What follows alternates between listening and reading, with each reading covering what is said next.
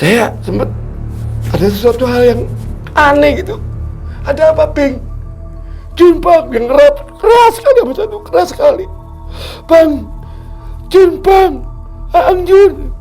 Apa, Bang? Mendiang ini, Ya. Kang Jun ini sebenarnya dia belajar ilmu apa sih sebenarnya dulu? Ilmu kejawen. Ada lagi boleh katakan ilmu campur kayak macam Pasundanan. Barangkali ini kurang bersih dimandikannya, akhirnya dimandikan ulang, dimandikan kembali. Waktu itu juga saya melihat dia di samping saya.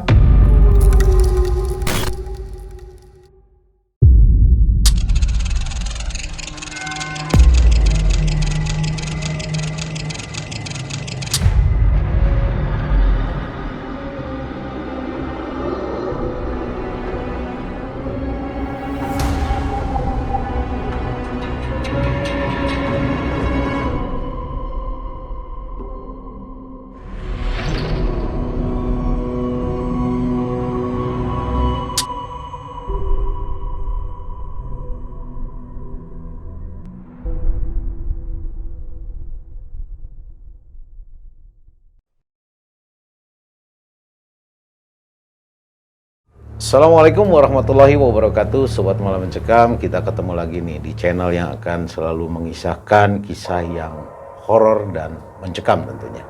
Baik Sobat MM sekalian, di sebelah kiri saya sudah hadir yaitu Abah Jampang. Assalamualaikum. Assalamualaikum Mbah. Waalaikumsalam. Ya, nah Abah Jampang ini akan menceritakan kisah pengalaman pribadinya ya Pak ya. Pengalaman pribadi ya. Nah, saya akan sapa dulu, saya akan ngobrol dengan Abah Jampang. Bah, sekarang kegiatan apa nih sekarang? Sekarang saya kegiatan tuh sedang mempersiapkan situasi dan kondisi saya untuk mengaktifkan kembali untuk syuting di YouTube. Oh, jadi sekarang kegiatannya rutin di YouTube. Di YouTube ya Pak ya. Nah, ngomong-ngomong kalau nggak salah ada channel Abah ya. Itu channelnya apa aja tuh Pak? Saya sekarang aktif di channel YouTube Melihat Malam. Melihat yaitu Malam. iya, saya Kang Idod bersama Kang Bayan. Kalau di Mengulas Malam, saya solo. Sendirian? Iya. Oh. Nah, kalau di Melihat Malam konsepnya apa nih? Ceritanya seperti apa nih? Konsep untuk di Melihat Malam ini ada 3 tokoh karena ya. Salah satunya saya mencerita tentang yang mistis-mistis, sedangkan Ki Bayan itu tentang masalah-masalah yang berbau spiritual, khususnya praktisi, dan Kang Idot itu dalam pengobatan melalui energi. Oh gitu ya. Iya. Kang Idot kebetulan belum bisa hadir ya. Belum Nanti bisa mungkin hadir, akan ya. hadir ya. Nah kalau yang di Mengulas Malam itu seputar apa kontennya Pak? Konten yang ada di seputar dari Mengulas Malam ini yang menceritakan tentang sebagian perjalanan pengalaman saya selama saya istilahnya berkelana kemana-mana, ada maksimal di situ, dan sebagian juga istilahnya dari subscribe yang menceritakan minta diceritakan. Kalau kita nggak menceritakan dia mengharap, rasa bangga kayaknya dia kalau udah diceritakan. Ya alhamdulillah lah itu bercampur. Dari saya pengalaman pribadi, dari subscribe juga ada. Oh gitu, itu yang Mengulas Malam ya. Iya. Jadi ada dari subscriber juga yang mengirimkan ceritanya. Iya. Juga, ya. Nah, Mbak Jampang, jadi di kesempatan video kali ini nih, kira-kira Abah mau menceritakan kisah pengalaman pribadi yang seperti apa nih, Bah? Sinopsisnya seperti apa? Saya akan menceritakan sampai sekarang ini, Kak Yudi. Saya itu masih teringat selalu gitu. Ada satu sahabat saya yang dimana kegiatan sehari-hari selalu bareng, sampai wafatnya pun saya mengantarkan. Sampai sekarang ini masih selalu ingat dan terbayang. Sampai terus. saat ini. Iya. Dan ada hal-hal yang di luar nalar saya sendiri itu saya nggak ingat kejadian itu. Sempat teman-teman yang lainnya juga sempat bilang lu udah kayak gila gitu. Wah, seru banget nih ceritanya nih. Oke, tapi tahan dulu Bah ceritanya. Nanti kita akan ceritakan lebih detail ya Pak ya. Iya. Nah, Sobat Malam Mencekam sekalian, memang rasa kehilangan, apalagi sahabat terdekat, itu akan berbekas sampai kapanpun. Seperti apa kisah yang akan disampaikan oleh Abah Jampang tentang kehilangan sahabat dekatnya. Anda jangan kemana-mana, tetap di Malam Mencekam.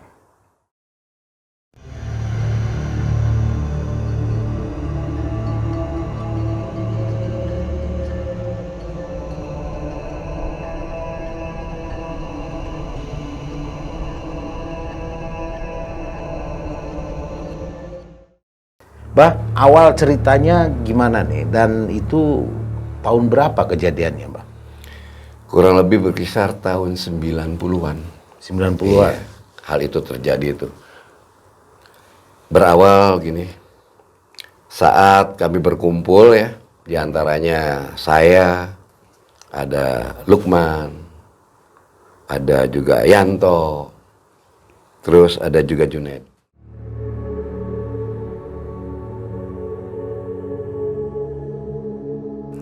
Saat itu ya biasa namanya masih muda ya, generasi muda waktu itu tuh sering kumpul, ya iseng-iseng main biasa. Yanto menanyakan, kamu nggak bosen apa menganggur terus? Coba kerja.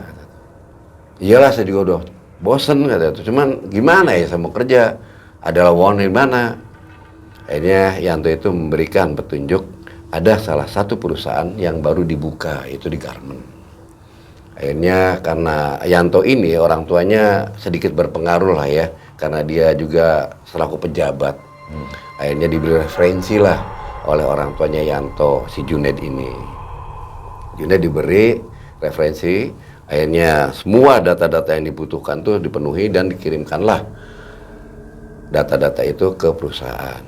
Dan ditelepon pimpinan perusahaannya, langsung dia dipanggil besok harinya itu. Panggil bekerja. Udah bekerja kurang lebih dapat 2 bulan sih, dapat kurang lebih 2 bulan karena dia masih training ya, arti kata sebelum masa percobaan 3 bulan itu berlalu dia selalu rajin. Pas waktu malam minggu itu kan libur nih, esokannya harinya kan libur ya, nggak berangkat tuh hari Minggu karena ngerasa dia kangen juga kumpul-kumpul sama temen-temen sahabat TS sebenarnya ya. Kumpul akhirnya iseng, nih saya ada di luaran nih, gitu. Duit lah biasa jatah caprem, gitu. Caprem gimana? Biasa setoran, gitu. Parkir. Terus ya kita happy aja. Gitu. Dari sore itu kami membeli sebotol minuman untuk istilahnya melepas biasa waktu saat itu tuh, mat kan. Berawal dari awal itu tuh.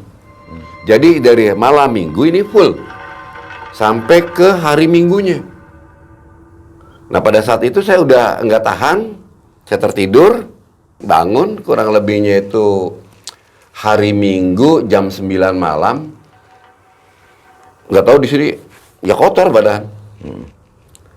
Akhirnya saya pamitan ke teman-teman, saya mau mandi, mau ganti pakaian. Akhirnya saya pulang, mandi segala macem, karena tidak ada kegiatan yang lain dan orang tua tidak menyuruh apa-apa, saya kembali ngumpul. Waktu itu kembali ngumpul berkisar jam 11 malam. Bukannya mengurangi, bertambah banyak teman-teman kumpul di situ. Nambah, lihat botol banyak banget ini, gila siapa yang minum gitu tuh ya, ini orang sinting semua atau gimana. Akhirnya saya udah nyerah, nggak kuat untuk melanjutkan, udah maaf saya tuh. John, sorry John, saya nggak bisa melanjutkan. Takut saya ini sakit, karena tadi aja saya mau kesini nih kepala pening. Ah kamu mah banci, gak biasa, istilahnya kayak bukan biasanya aja. Dia melanjutkan terus sampai pagi hari. Ingatannya dia tuh masih sadar bahwa besok tuh dia tuh harus tugas, harus berangkat kerja. Sampai azan subuh itu masih acara. Sampai akhirnya saya ngomong, John, udahlah istirahat. Dari hari Sabtu malam Minggu itu kamu full, sampai sekarang belum istirahat. Ya namanya orang seneng, ngapain sih kamu pusing-pusing? Kapan sih kita kumpul-kumpul kayak gini lagi? Lanjut terus gitu. Hari Senin loh. Ini hari Senin. Tahu, gimana pun juga saya harus berangkat masuk kerja. Nggak bisa, enggak. Saya harus berangkat kerja. Saya harus mendahului teman-teman yang lain. Kamu udah mabuk ya, kami antar aja ya. Nggak bisa, saya masih kuat. Oh, kamu nggak percaya? Dia berdiri dengan tegap. kelihatan agak sempoyong. Tapi dia tetap maksain kerja berangkat sendiri. Mandi segala macam langsung berangkat dia. Naik angkot. Karena jaraknya itu jauh dan dia pengen sampai jangan sampai ini namanya terlambat.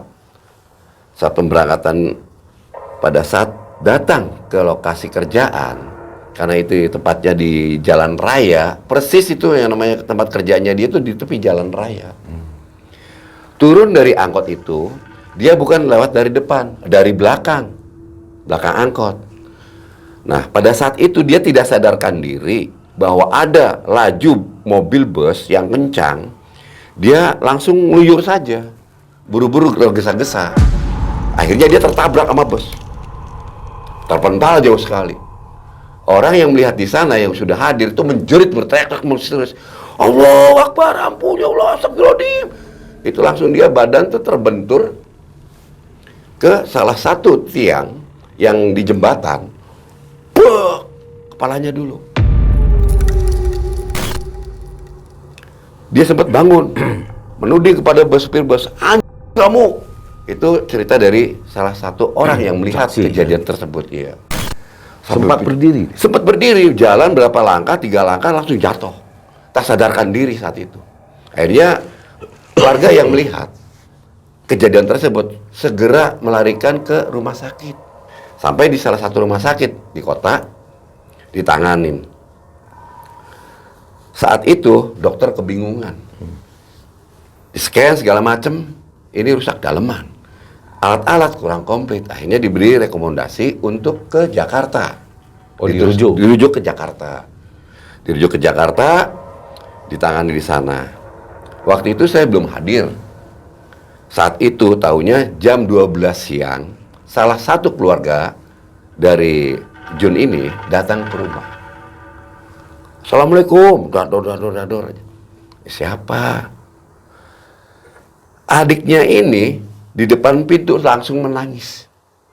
Bang, gitu. Apa, Ping? Apa? Jun, Bang, Jun. Iya, kenapa, Jun? Saya sempat ada sesuatu hal yang aneh gitu. Ada apa, Ping? Jun, Bang, yang keras sekali, Mas Anu, keras sekali. Bang, Jun, Bang, Aang Jun. Apa, Ping? Saya tersenyut daripada dia nangis, saya juga ikut menangis. Saat itu juga saya nggak tahan. Kenapa? Ke Jakarta. Memang ada apa? Saya narik dia, lepaskan, ada apa? Saya tarik kerahnya. Saya yang mukul dia. Saya nggak terima. Saya sekarang udah jam banyak ngomong ke Jakarta. Saya tidak sadar. Saat itu juga, serta-merta, saya membawa semua yang saya miliki. Berpikir saya saat itu, ini sahabat saya pasti habis ribut di Jakarta, apakah ditahan atau apa saya nggak tahu. Hanya yang memiliki harta ya saya itu kalung cincin emas pemberian dari mama saya, gelang emas. Saya bawa semuanya. Dalam perjalanan waktu itu saya menaiki kereta api.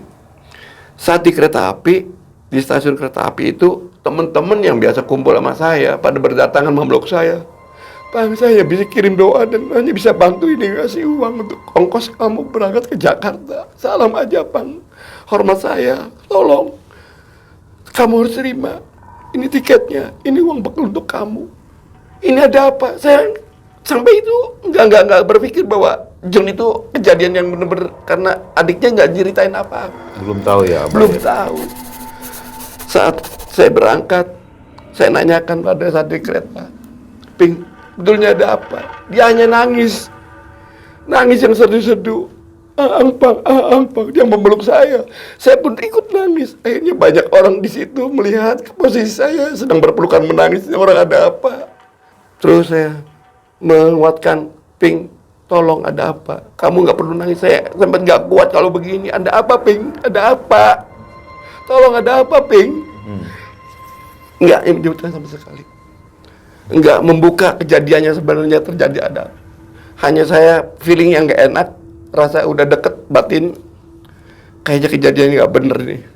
Ada apa? Masih udah ada feeling ya? Udah ada feeling sejak dia datang nangis meluk saya erat. Angjun, Karena saya tahu karakter dia orang yang betul-betul setia kawan, yang selalu membela teman-teman. Bahkan dia orang sportif, baik pelangnya. Walaupun kata orang bahwa dia tuh begitu begini, saya nggak pernah berpikir bahwa dia itu gimana, masa bodoh amat lah. Saya nggak pernah berpikir. Yang jelas dia banyak membantu orang yang tidak mampu. Iya. Bagi orang-orang yang memilih, istilahnya untuk memberikan sebuah penghargaan pada diri dia, ucapan terima kasih. Saya pun nyadarin, ini kejadian ini benar-benar menghantam saya, memukul perasaan saya, ke batin saya yang dalam. Sampai saatnya di rumah sakit yang dituju itu, saya menanyakan, Bing, sebetulnya apa yang terjadi? Apa yang terjadi? Tangisan saya tambah seru di situ. Sempat suster yang ada di ruang penjaga di situ, saya menanyakan ruangan mana dirawat, rujukan dari Cirebon itu. Nama pun saya serahkan, semua alamat udah ada di atas, kata itu, di ruang atas. Di ruang ICU, saya terpelanjat di situ. Ruang ICU ini gawat sekali, ini ada apa ini di ruang ICU? Ini udah ada apa ini, Bing? Sepanjang jalan itu saya menangis. Menangisi, takut pergi meninggalkan saya. Takut sekali. Terus saya menyusuri lorong sampai datang di posisi kamar ICU itu. Saat itu pun saya terperanjat. Suara panggilan dari mikrofon, keluarga Jun. Saya diam terpaku.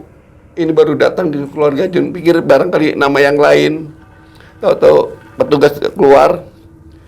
Barangkali sih ada keluarga Jun yang dari Cirebon, mohon datang kemari. Saya buru-buru menghampiri. Iya Bu, ada apa Bu? Saya keluarganya. Tolong ini resep ditebus. Ya Allah, ya Rasulullah, hati-hati tuh. Tetap saya sebelum beli resep, saya mau lihat dulu Bu, sosok keluarga saya. Keadaan. Iya, utuh sama sekali kepala, nggak ada yang luka. Ya baret-baret sedikit, ya tergores gitu ya. Tapi yang lain utuh. Akhirnya saya membeli resep dan serahkan kembali pada petugasnya. Perjalanan waktu, setiap orang yang dipanggil namanya itu mayat yang keluar. Setiap pasien di situ kurang lebih ada 12 orang kalau nggak salah, 12 orang ya. Saya dipanggil namanya keluarga ini. Aduh, hati saya langsung berdebar melihat mayat yang keluar. Begitu keluarga Jun, ini tolong Pak, kata itu dari salah satu petugas, resepnya perlu ditebus karena obatnya udah habis. Sembari saya megang itu namanya resep, saya mikir apa, duit udah nggak ada. Terpaksa perhiasan saya untuk taruhannya untuk jaminan. Bu, karena saya nggak megang uang, tolong Bu, terima ini jumlahnya berapa, ini kalung saya untuk jaminan. Sampai berlalu sering tiap hari seperti itu. Saya stres, benar-benar stres. Duka yang mendalam di hati, ingin segera sembuh, bagaimana caranya. Tetap seperti itu. Sampai waktu itu juga karena saking stresnya saya, teman-teman banyak yang istilahnya datang untuk melihat. Dari Cirebon itu datang ke Jakarta. Akhirnya ada salah satu teman. Ya dikategorikan tuh, boleh katakan sahabat. Yang memang tidak pernah ketemu dengan waktu-waktu yang dekat. Ada sesuatu hal, paham kata itu, yang seharus saya utarakan ke kamu. Ini sudah lama kamu di sini. Perkembangan istilahnya belum ada kejelasan.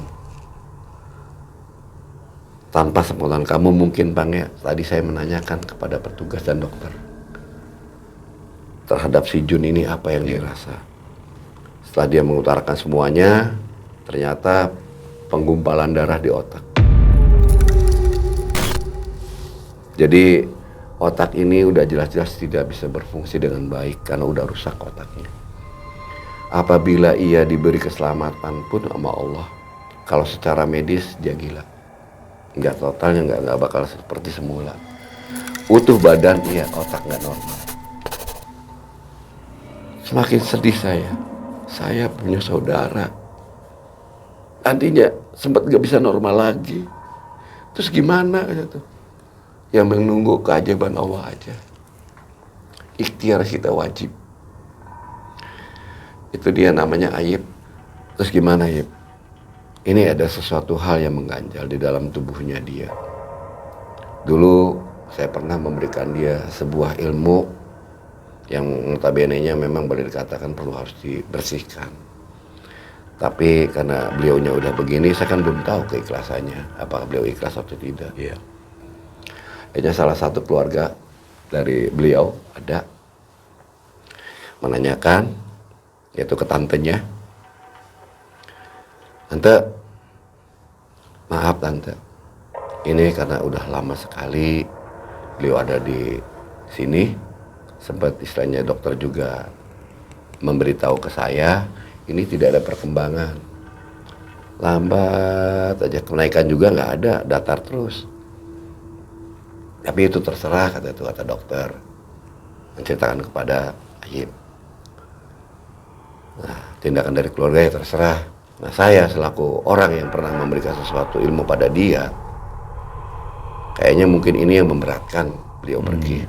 Maka diambil oleh beliau sama Ayib itu. Tapi dengan izin daripada keluarga. Iya. Takut hal-hal yang lain nih terjadi yang tidak salah penafsiran. Kayaknya diulas semua, diceritakan ke semuanya. Dan keluarga pun ya memang saya udah ikhlas semuanya. Daripada nantinya yang tidak diinginkan terjadi, lebih baik saya udah pasrah sama Allah, meminta jalan yang terbaik. Kalau memang kata Ayib ini bagus dan baik, ya silakan dilakukan.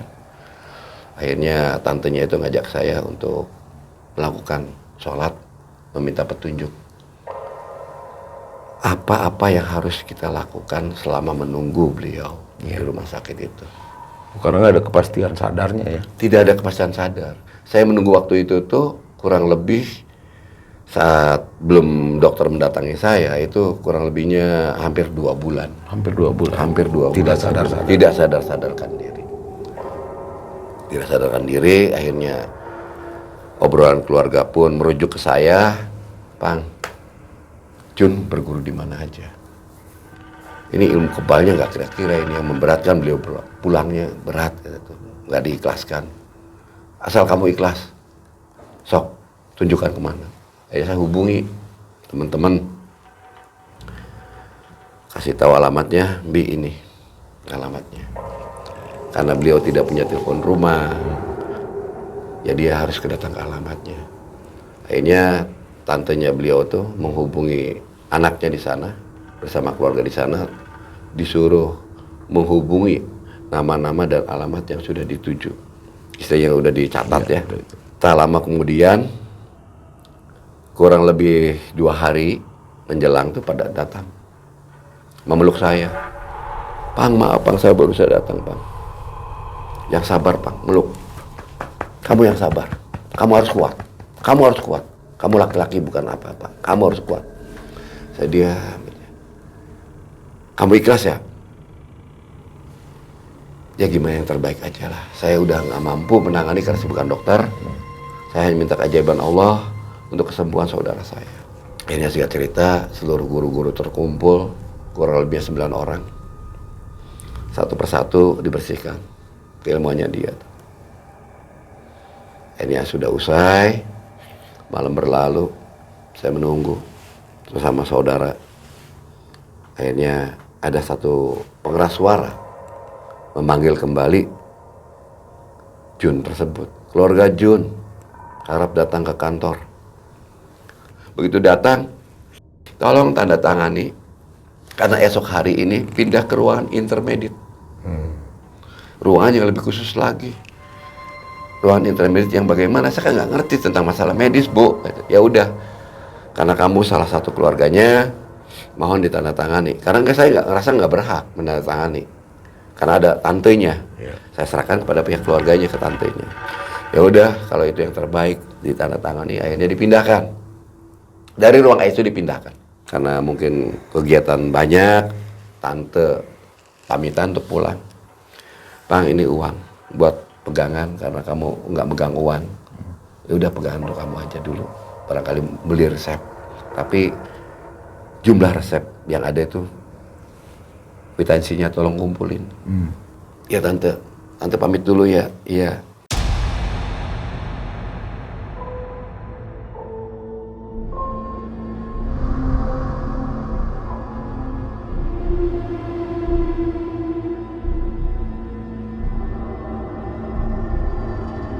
Itu langsung dia badan tuh terbentur ke salah satu tiang yang di jembatan. Wah! Dia sempat bangun, menuding kepada bos, kamu. Panggilan keluarga Jun. Lemes saya. Lemesnya minta ampun baru ngeliat jenazah lewat. Panggilan salah satu dari ruangan intermediate, saya lemesnya nggak kira-kira. Jangan-jangan ya Allah, tolongin, tolongin Jun ya Allah, jadi panggil. Ternyata benar. Kurang lebih udah 1 minggu, kurang lebih 10 hari atau begitu 3 hari, 10 harian. Ya dipanggil, Pak, tolong ini mayat nanti dibawa ke kamar jenazah. Tolong tanda tanganin, Pak. Saya diam aja, pikir saya mau beli resep, pikir saya bawa uang. Tenang pikir kalau ya bawa resep ini meninggal, ya Allah. Saya udah nggak sadarkan diri, pikiran tuh udah ngawur. Jun, kamu ninggalin saya, Jun. Akhirnya petugas rumah sakit tersebut membawa jenazah Jun ke kamar jenazah. Saya pun mengikutinya dari belakang. Sesampainya di kamar jenazah, saya berdiri terpaku, diam, pikiran kosong. Tiba-tiba saya dikejutkan oleh salah satu orang petugas. Pak, mohon Pak, jangan di sini Pak, jangan ngalangin jalan Pak, mohon Pak. Baru saya tersandar. Emang kenapa? Ini mayat mau dimasukin ke mobil ambulan, udah siap diberangkatkan. Emang mayat siapa? Mayat Jun. Bapak saudaranya, iya. Bapak keluarganya kan, iya. Ya udah ikut. Akhirnya jenazah itu dimasukkan ke dalam mobil jenazah. Jenazahnya aja Jun. Sudah, saya kan waktu itu nggak tahu sama sekali. Saya menanyakan ini udah dimandiin belum. Salah satu dari keluarga menanyakan kepada petugas. Sudah diberesin semua kata itu. Saya kosong pikiran, nggak menanyakan apa-apa, dia duduk di samping jenazah di dalam mobil jenazah itu. Sampai tanpa sadar saya memeluk keranda, goyang-goyang keranda, pencang goyang-goyang. Nggak sadarkan diri. Di luar daripada kesadaran, gerakan itu menggerakkan terus. Jun, kenapa kamu ninggalin saya, Jun? Kenapa kamu ninggalin saya? Kamu tega, Jun. Saat itu terdengar dan mengusap saya. Ada perasaan tuh, ada yang mengusap pundak saya. Padahal sendirian? Sendirian. Saya nggak ninggalin kamu, Pang. Saya dari samping kamu. Ada suara? Ada suara. Sampai ngujud tubuhnya dia saat dia waktu pertama kali malam itu terakhir saya ketemu pakaian itu. Saya berdialog sama dia, ngobrol di sepanjang perjalanan dari rumah sakit. Saya ngobrol, Jun, kamu bener tak mau ninggalin saya. Kamu tega, Jun. Saya itu siapa? Jangan apa saya sama kamu. Saya nggak ninggalin kamu, Pang. Saya ada di samping kamu. Gimana saya mau ninggalin kamu? Saya ada di samping kamu. Saya melihat dia, menatap dia. Hanya wajahnya pucat yang saya tahu itu, waktu itu saya sadar tuh wajah dia tuh pucat. Tidak seperti biasanya. Saat itu kendaraan pun laju dengan kencang. Beberapa waktu agar jangan sampai telat datangnya. Karena orang tuanya, ibunya Jun ini memiliki satu penyakit jantung.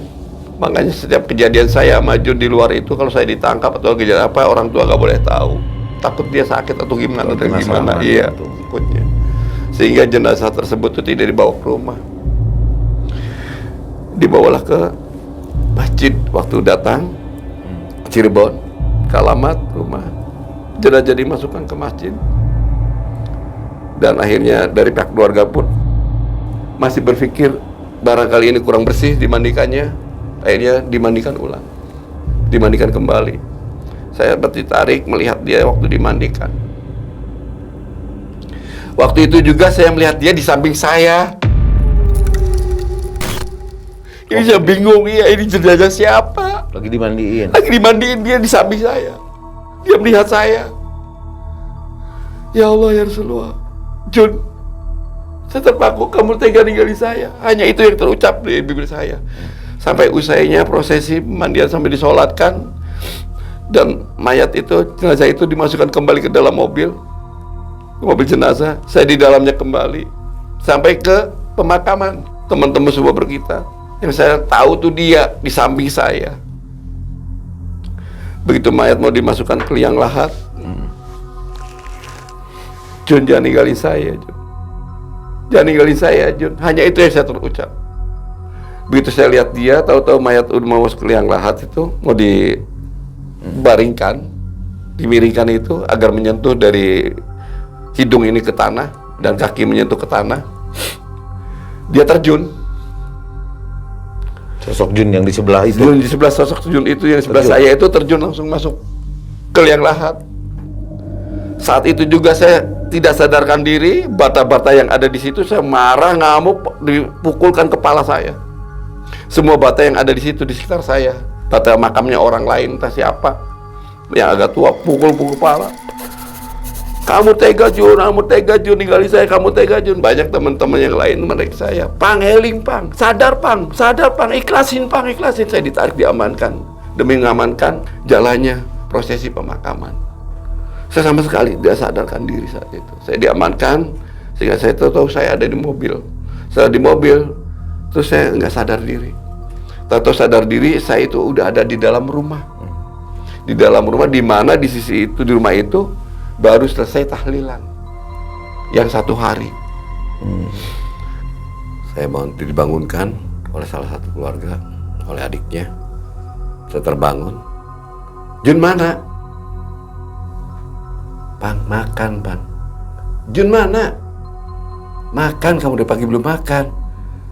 Saat itu saya melihat sosok Jun itu memasuk ke kamar. Saya bangkit, saya nguber Jun.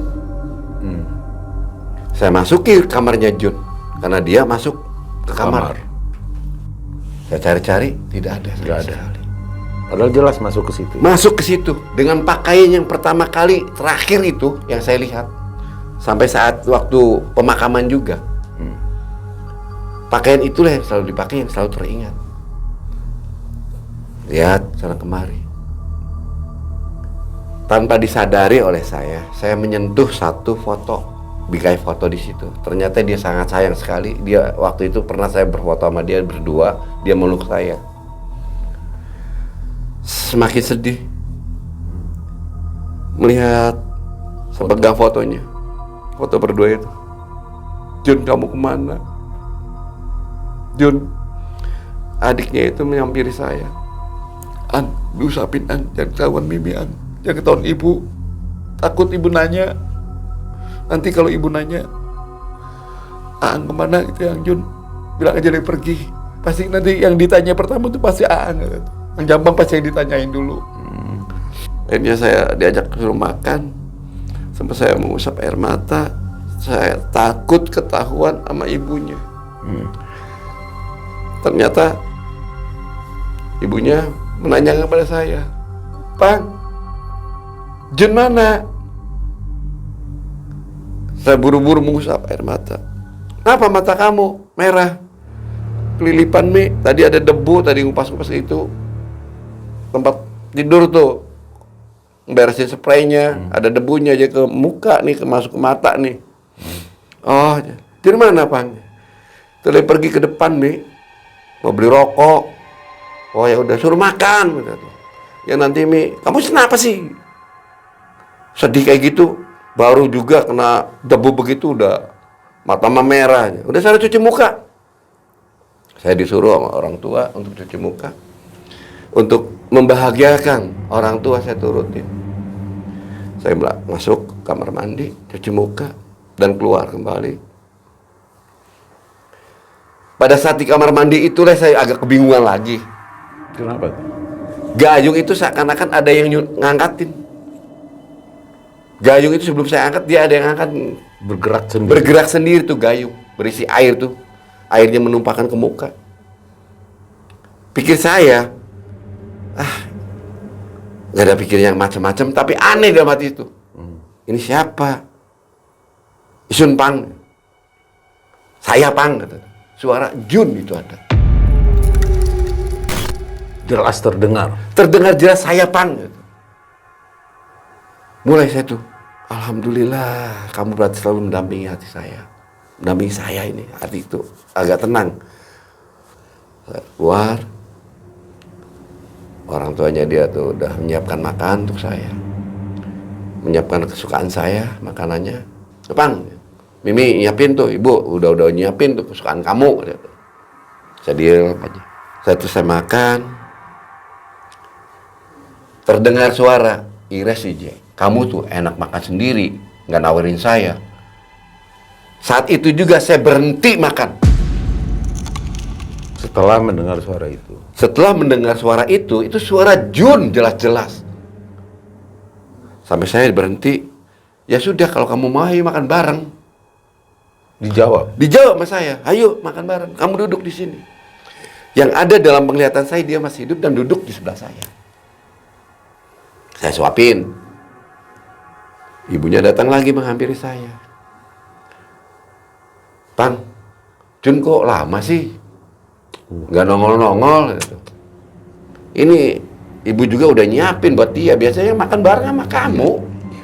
Kalau makan biasa kan barengan sama kamu, udah nyiapin ini. Disiapkanlah makan tersebut. Nanti kalau Jun datang, suruh makan ini. Di sini makannya. Suruh makan ya, jangan sampai nggak makan. Orang tuh sangat sayang sekali sama dia. Ibunya nih sayangnya nggak kira-kira sama beliau. Akhirnya saya nurutin, diam, nunggu. Itu nasi habis. Piring tuh kosong. Ya. Di ruangan semua dipenuhi sama ibunya nih, makanan semua kesukaannya dia nih. Itu kosong setelah terisi tuh. Habis dimakan. Jadi kosong tuh piring, nggak ada isinya. Hanya piring biasa. Saya bersyukurnya apa? Alhamdulillah kamu udah mati. Adiknya menanya kembali sama saya. Lapar taang, sembari nyandain. Iya. Lapar gimana nok? Kata tuh. Itu habis 2 piring dia ada Mimi. Adiknya belum tahu bahwa kehadiran kakaknya ada. Hanya saya menutupi, nggak mau mengasih tahu bahwa kakaknya masih ada. Hadir saat saya makan. Untuk menghindari hal-hal yang tidak diinginkan ataupun menutupi kejadian ini, saya akuin aja, iya nok, biasanya kan telung piring nok, biasanya kan 3 piring nok. Ditutupi. Iya, ditutupi dengan bahasa canda sama dia. Ya udah, untuk menghindari hal-hal yang tidak enak, barangkali ibunya tahu, akhirnya piring tersebut saya simpan ke dapur tempat cucian. Karena saya sendiri udah habis makan juga. Karena mengingat tadi adiknya mengatakan teman-teman menunggu di depan, saya buru-buru menemui mereka. Barangkali ada obrolan ataupun amanah yang belum disampaikan. Saya nemuin mereka, dah ngobrol-ngobrol ngalur ngidul, sempat ya Pan, yang sabar. Saya percaya kamu kuat. Saya percaya kamu kuat. Kamu bisa lalui. Jadi akhirnya ya sudahlah, saya pulang. Malam itu agak tenang. Ibu saya menyuruh mandi. Saya mandi segala macam. Buat kopi, nyantai, duduk. Suara terdengar lagi. Kamu sih ngopi sendiri aja. Tega kamu sama saya. Astagfirullahaladzim. Maaf Jun. Saya lupa. Kamu mau tah? Nggak lanjutkan, akhirnya saya buat 1 gelas kopi di dekat ruang tamu itu. Saya duduk sendiri, sembari ngopi, ngerokok. Saya ngobrol sama dia. Ngobrol kembali. Tiba-tiba, mama saya menanyakan, Pang, kamu ngomong sama siapa? Meleng lantur ya kamu ya? Astagfirullahaladzim. Sama Jun, mah. Tuh kopinya lihat. Saya buatin, udah habis setengah. Tuh rokoknya tuh. Bang, istighfar. Istighfar. Emang ada apa, Ma? Saya harus istighfar. Kalau saya memang banyak salah ke Mama, saya mohon maaf, mohon ampunan sama Mama. Ini saya untuk istighfar, saya kesalahan apa? Dia mengeluh saya, ikhlas ya, Bang. Saya tahu, saya juga sayang sama Jun. Sama kayak kamu. Udah, sekarang gini aja, kamu kembali ke pesantren. Ya, daripada kamu di sini nggak karu-karuan, di luaran kamu nggak karu-karuan, kamu jangan memalukan sama keluarga. Kamu ke pesantren. Pergi kamu ke pesantren. Udah di sana biar kamu tenang dengan pembimbing kamu. Kayaknya karena Mama yang menyuruh ke saya akhirnya diantar sama Mama dititipkan ke salah satu pembimbing di pesantren. Saya diterima di sana. Di sana saya mulai dibenahi pola pikir saya. Diyakini bahwa dia sudah tidak ada dan kamu harus ikhlas. Kurun waktu kurang lebih 2 bulan saya di pesantren dan saya ikhlas melepaskan dia. Hanya setiap malam atau setiap waktu selalu ngirim Al-Fatihah dan doa untuk dia. Hal itulah yang membuat sampai sekarang pun saya tidak bisa melepaskan dan tidak bisa lupa pikiran itu.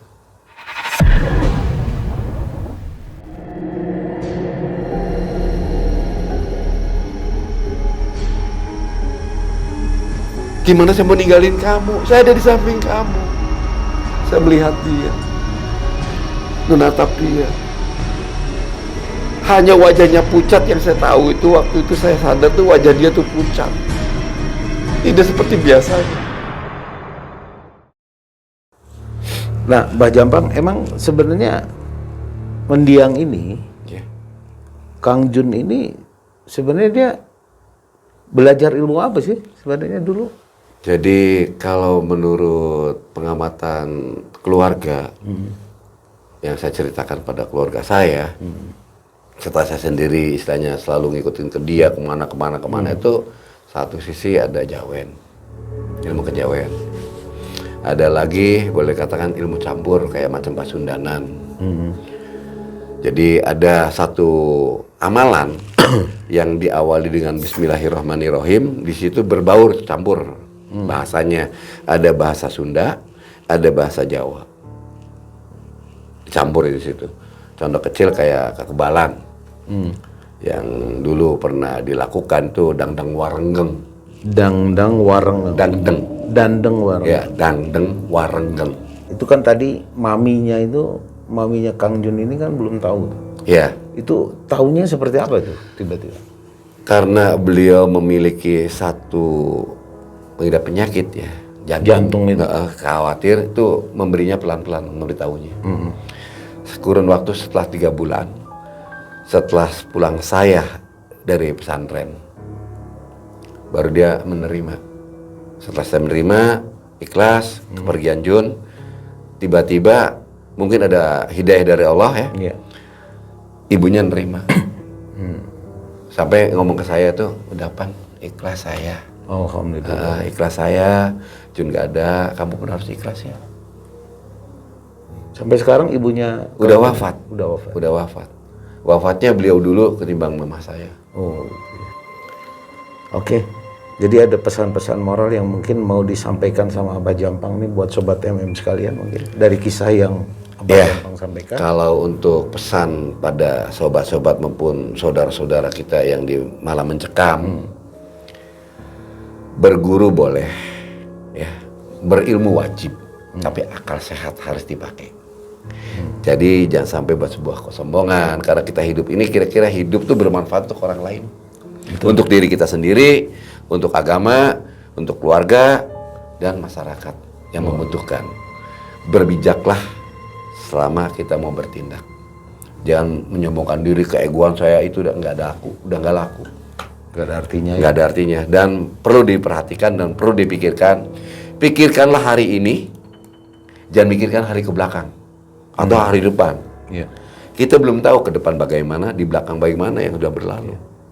Jalani aja. Iya, jalani. Sekarang ini kita menyusun. nanti juga ketemu dengan yang akan datang. Luar biasa. Dan hari inilah kita menyusun nikmatnya nanti. Anggaplah sebuah sawah ataupun lahan yang perlu diolah, kita mengolahnya. Kita nggak tahu bahwa itu panennya enggak dan panen enggak, jangan mikirin, ikhtiar aja dulu, Kerjakan aja. kerjakan semua. Insya Allah Allah akan membarokahi. Amin ya rabbal alamin. Oke, terima kasih ya Pak Jampang, luar biasa kisahnya, banyak memberikan hal-hal yang positif untuk kita ya.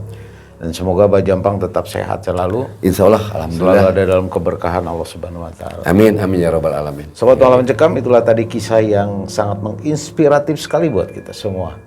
Seperti pesan dari Pak Jampang, ambil yang positif, buang yang negatif, jalani hidup hari ini, tidak usah memikirkan masa depan karena rezeki sudah ada yang mengatur, yaitu Allah Subhanahu wa taala. Terima kasih sudah menonton video ini. Saya Yudi dan tim Malam Mencekam juga Abah Jampang. Siap. Kita pamit. Assalamualaikum warahmatullahi wabarakatuh.